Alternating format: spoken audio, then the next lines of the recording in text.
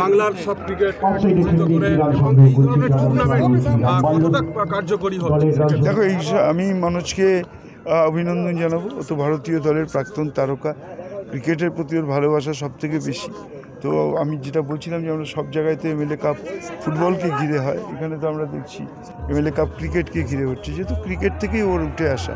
আজকে মনোজ তিওয়ারি হয়েছে ক্রিকেটের জন্য। ভাই, ওর কাছে আমি একটা আবেদন করেছি, আমি এক বছর ধরে আইএফের কাছে ফুটবলেও আবেদন করছি যে বাংলার ছেলেদের নিয়ে খেলতে হবে, তাহলেই আজকে সন্তোষ ট্রফি চ্যাম্পিয়ন হলে আজকে যে গর্ব হয়েছে আমরা ভারত সেরা হয়েছি, বাংলার ছেলেদের সংখ্যা আরও বাড়াতে হবে। আমি মনোজকেও অনুরোধ করছি, প্রচুর প্রতিভা আছে, যেসব শট দেখছি এসব শট তো মানে ভারতীয় ক্রিকেটেও দেখা যায় না। একটা অফ স্ট্যাম্পের বাইরের বলকে যেভাবে চামচের মধ্যে তুলে দিল, এইসব শট তো এখানে দেখা যায়। প্রচুর প্রতিভাবান খেলোয়াড় আছে বাংলার ছেলেদের। মনোজকে বলবো, এতদিন তুমি খেলেছো, অধিনায়কত্ব করেছো, এবার কোচিং করো, কোচিং করে বাংলার দায়িত্ব নাও এবং দিয়ে বাংলাকে রঞ্জি ট্রফি চ্যাম্পিয়ন করো, বাংলাকে ভারত সেরা করো। হাওড়াতে তো একটা খেল সিটি তৈরি হচ্ছে, মুখ্যমন্ত্রীর একটা সফটওয়্যার প্রজেক্ট, এটা কবে থেকে পুরোপুরি কার্যকরী হবে? এটা আগে আমরা মাঝখানে একটা মিটিং করে আমরা হাওড়া মিউনিসিপ্যাল কর্পোরেশনকে দিয়েছিলাম। পরে মাননীয় মুখ্যমন্ত্রী বলেছিলেন এটা হিটকোই দেখবে, ফলে এটা হিটকো তার উত্তর দিতে পারবে, এটা আমার কাছে সঠিক আছে। আজকে তো একটা জিজ্ঞেস করো দাদা। আমি আজকে এমএলএ কাপ 2025 উদ্যোক্তা এমএলএ স্বয়ং নিজে মনোজ তিওয়ারি, আমার কলিগ, আমার বন্ধু, খুব ভালো মানুষ, অত্যন্ত ডাইনামিক একজন লিডার এবং ক্রিকেটার, তার প্রোগ্রামে এসেছি। খুব ভালো লাগছে, কারণ হাওড়াতে এরকমই একজন এনার্জেটিক এবং ডাইনামিক লিডারকে, পলিটিশিয়ানকে, জনপ্রতিনিধিকে আমরা চেয়েছিলাম, যে সবাইকে একসঙ্গে নিয়ে চলতে পারে। এবং সত্যি বলতে ক্রিকেট মনোজের জীবনের সাথে ওতপ্রোতভাবে জড়িত, তাই ওর জীবনের সঙ্গে এখন যারা এই মুহূর্তে ওতপ্রোতভাবে জড়িয়ে এই শিবপুর বিধানসভা কেন্দ্রের মানুষ, তাদের কাছেও পৌঁছে দিতে চাইছে। ওর জন্য আমার অনেক অনেক শুভেচ্ছা, ওর জন্য অনেক আমার শুভকামনা, এবং হাওড়ার মানুষ, শিবপুরের মানুষের জন্য অনেক ভালোবাসা। এখনকার প্রজন্ম খেলা থেকে বিরত, আপনার এই খেলাতে কতটা অনুপ্রাণিত হবে?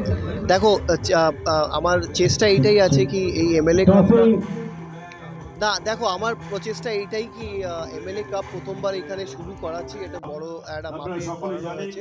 মেসেজটা এইটাই কি বিশেষ করে যে ছেলেগুলো আজকালকার দিনে তোমরা দেখো, আমরা সবাই চোখের সামনে দেখি যে মোবাইল নিয়ে বেশি সময় কাটাচ্ছে, তাদের কাছে একটা মেসেজ দেওয়া। আর বাচ্চারা তো আজকের দিনে হ্যাবিচুয়েটেড হয়ে গেছে মোবাইল আর এইগুলো গ্যাজেটস নিয়ে, বাট আমি তাদের মা বাবাকে একটা মেসেজ দিতে চাই, যেন মা বাবা একটু স্ট্রিক্ট হোক। স্ট্রিক্ট থাকলেই কিন্তু ছেলেরা মেয়েরা যারা মোবাইলে বেশি সময় কাটায় তারা কিন্তু ওইখান থেকে বেরিয়ে আসতে পারে। আমি এনকারেজ করব, তাদেরকে বলবো কি মাঠে বেশি করে পাঠান, কেন মাঠে এলেই কিন্তু অনেক রকমের বেনিফিটস পাওয়া যায়, হেলথ থেকে শুরু করে মানে ফুল ফিটনেস ভালো হয়ে যাবে। খেলায় কে এগোবে পিছিয়ে যাবে সেটা মূল লক্ষ্য নয়, অন্তত মাঠে এলে তাদের স্বাস্থ্য, তাদের হেলথ সব কিছু বরাবরই ঠিক হয়ে যাবে। সবচেয়ে বড় কথা কি তারা মোবাইল থেকে দূরে হয়ে যাবে। যত আমাদের ক্রীড়া দপ্তর, আমাদের অমিত বিশ্বাস স্যার সবসময় আমাদের অ্যাথলিটসদের, আমাদের প্লেয়ারদেরকে এগিয়ে রাখে, সবসময় যা দরকার পড়ে সেই জিনিসগুলো করাই। আমাদের রাজ্য সরকারের পক্ষ থেকে বিভিন্ন একাডেমি তৈরি হয়েছে। আর এটা ছাড়া আমার ব্যক্তিগত হিসাবে আমি যতটা পারি, আমার কাছে যে আসে আমি চেষ্টা করি তাকে প্রপার গাইড করে তাদেরকে রাইট পথ দেখানো। তার সাথে সাথে আমরা পরিকল্পনা আছে আগামী দিনে আমাদের আরও কীভাবে অন্য ডিসিপ্লিনটা আমাদের হাওড়ায় জেলা আরও ভালো করে করতে পারি, আরও ইনফ্রাস্ট্রাকচার বাড়াতে পারি, সেই দিকে লক্ষ্য।